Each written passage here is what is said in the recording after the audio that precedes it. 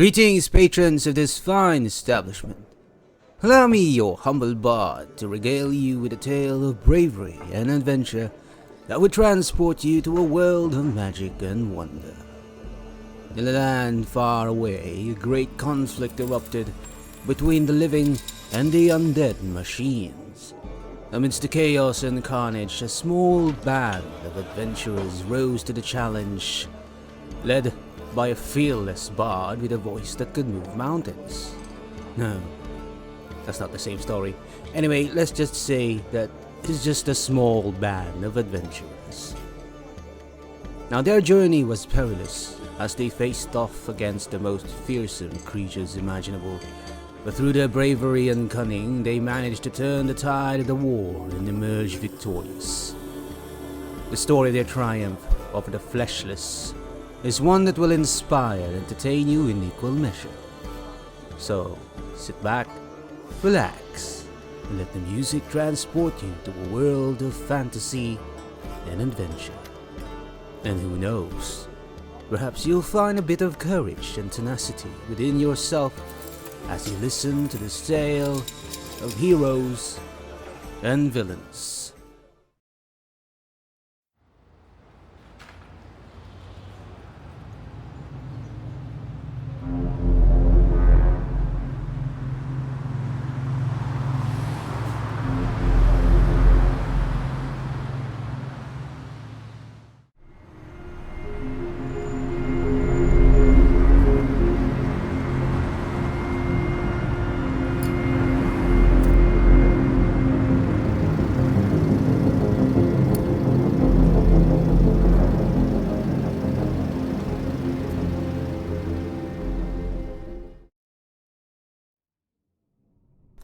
The portals shift, joining together into a long oval. Disparate images ripple and reform into something new, something whole, something complete. Before them, an ancient forest, the trees thick as towers. What little can be seen of the sky is as verdant as the canopies overhead.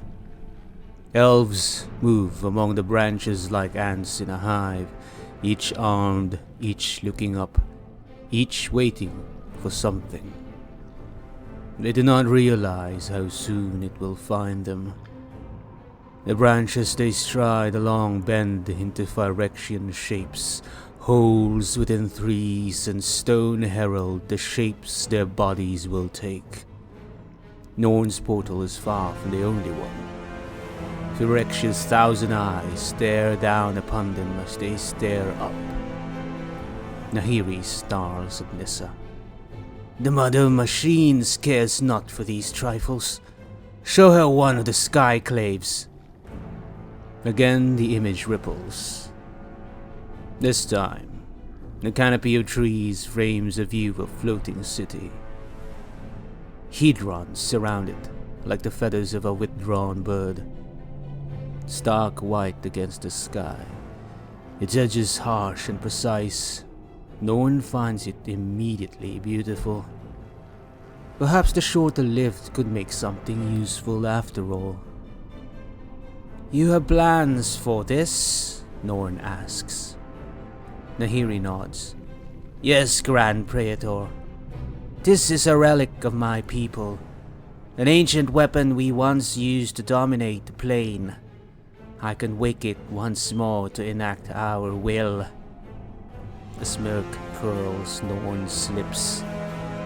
You wear your new purpose as well as you wear your raiment. Go to this place. Our forces will meet you there. Nahiri needs no further instruction.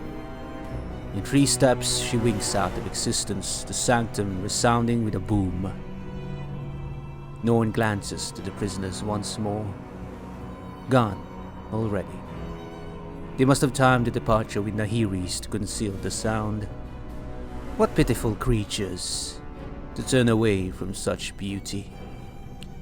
Luca, how will you bring the glory of Phyrexia to your home?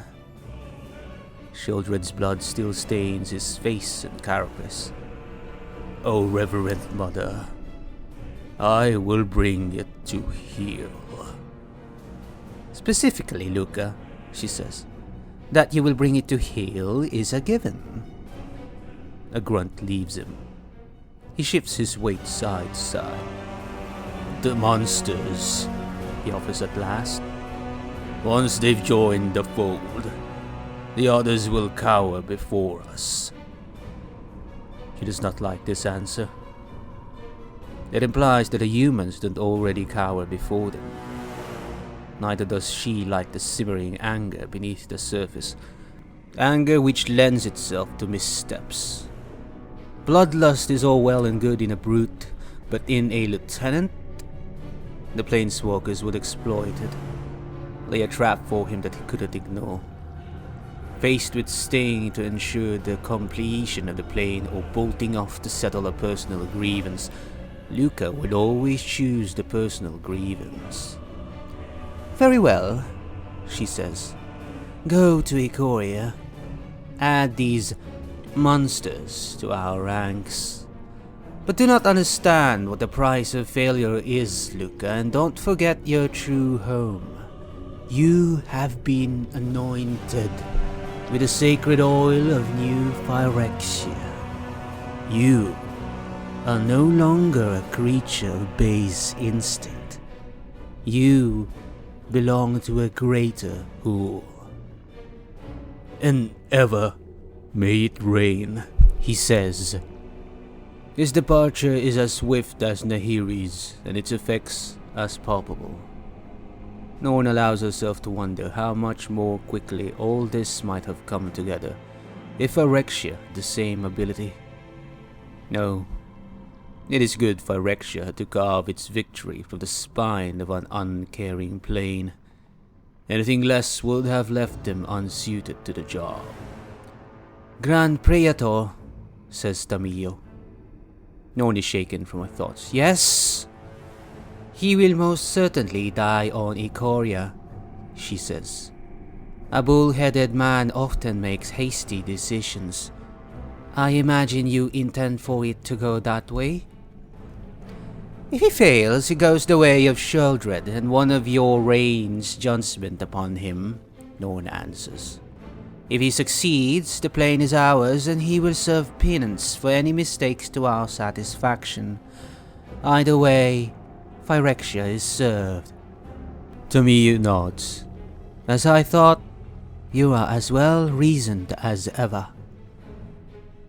The Grand Cenobite does not make mistakes, says Atraxa. The others are unaccustomed to her voice. They find it harsh and painful, a shard of glass to the delicate eardrums. Even Ajani flinches. Norn does not. Indeed. Tamio, was it? Kamigawa you called home? Once, before I came to understand the truth of things, she says. Nisa? Norn commands. The single word is all it takes.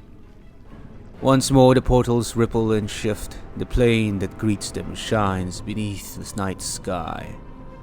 The artificial lights illuminate the glittering city. The view swings closer, as if on the end of an arrow, and soon they are within the city itself, tiered structures looming near the shore, reaching for the dark above. The people walking the streets are soft and pliable. It strikes her that no one is panicking. Perhaps they've realized completion is nothing to fear, but it is more likely that they do not know it is coming, in spite of the portals overhead. Here, in the moments before the bombs make anchor, these people go about their pointless lives. A man ingesting some sort of food. He speaks to another person situated at a small stand, offering more of the same, asking him a question whose answer will soon be irrelevant. A woman walking with two of her offspring. They are begging for an extra helping of the candy in her hand. She tears off pieces for each, leaving herself without. A sacrifice no one will remember in light of what's about to happen. Tamio watches too. Her grip tightens around an iron-bound scroll. Among the evangels, she is the only one not covered in blood. "Did you love Kamigawa?" Norn asks. "I did," Tamiyo says. "A land of heroes and scoundrels, betrayers and champions. It seemed there were 1,000 possibilities for how life might change in the future. I wanted to see them all. I wanted to discover with my family which one was true. Now, I love what it will become." "Your family?" Norn repeats. Johnny crosses his arms. He is listening intently, knowing there will be questions for him too. "Do you still care for your family?" Tamiyo watches the woman and her offspring as they walk down the street. Overhead, the first slivers of white come into view. The woman continues. She swings the hands of her children, or they swing hers. Then, as if remembering she was asked a question, she turns. "I want them to understand what I've come to know about the world, about unity. If we are all completed, then we need never be apart again," she says. "You understand?" Norn says. "Our family is greater than any you've ever known. Welcome the old into the new with open arms, Tamiyo." There is no true silence in the beating metal heart of Phyrexia. Metal slides on metal as its denizens go about their great holy work. Pistons animate beings beyond human understanding. Blades cut away that which is impure. Here too, they can still hear the distant sounds of Shieldred's final contributions. The crack of chitin, the tear of sinew. Yet the silence that follows Norn's words is there all the same. Tamiyo watches the screen and makes no sign that she's heard Norn's blessed command. Realmbreaker pierces the earth.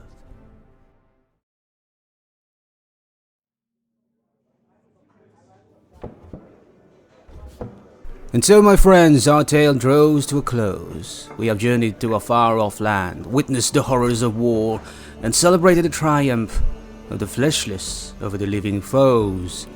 For now. But let us not forget the brave heroes who made this stand possible. Their courage and tenacity serve as an inspiration to us all, a reminder that even in the darkest of times, hope and determination can see us through. As we leave this tavern, let us carry with us the spirit of adventure and the joy of music, for it is those stories and song that we find meaning and purpose in our lives, and to stave off the darkness of any impending doom. So, until we meet again, my friends, may your journey be filled with wonder and your hearts with courage. And may the music of our shared experiences bring us together once more in the future. Farewell, and may the gods bless you on your way.